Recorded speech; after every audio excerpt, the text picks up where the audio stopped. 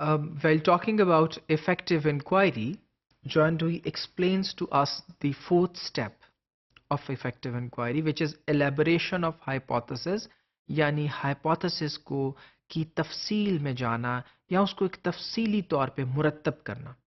Inquirer must elaborate the hypothesis as to possible outcomes. जो inquirer है या researcher है, ड्यूई के ख्याल में उसे बड़े मुफस्सल तौर पे और जामे तौर पे हाइपोथेसिस को मुरतब करना है उसकी सारी पॉसिबल आउटकम्स को देखते हुए कि उसका रिजल्ट ये भी हो सकता है, ये भी हो सकता है और ये भी हो सकता है. It must be compared with other hypothesis to determine its relative value. और फिर उसको दूसरे जो हाइपोथेसिस हैं जो फील्ड में मौजूद हैं, दूसरे मफरूज़े, उनके साथ ज़रूर रिलेट करना है और डिटरमिन करनी है उसकी रिलेटिव वैल्यू कि क्या ये उनसे रिलेटेड है, किसी तौर बिल्कुल मुख्तलिफ तो नहीं है. यानी हम एक साइंटिफिक अमल के तहत उसको वज़ा करेंगे. और फिर उसके बाद इन्फ्रेंसेस यानी नतीजे अखज़ करना एंड इम्प्लीकेशंस और जो पोशीदा माने हैं नीड ड्राइंग आउट. जो पोशीदा माने हैं उनको भी बाहर निकालें और जो नतीजे आप अखज़ करते हैं उनको भी वज़ा करें.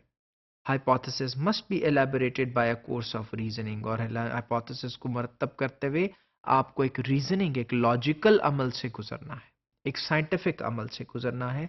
ये इंपॉर्टेंट है.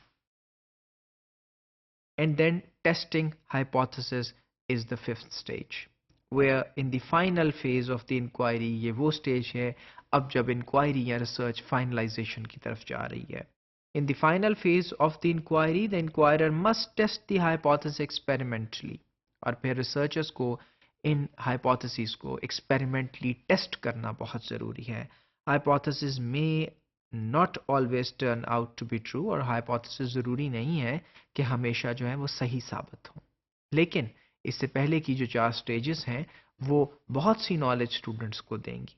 सो in the end, Dewey emphasized not only the falsifiability of scientific claims to the truth, he allowed for their complete possibility. Falsifiability यानी their ability to be tested.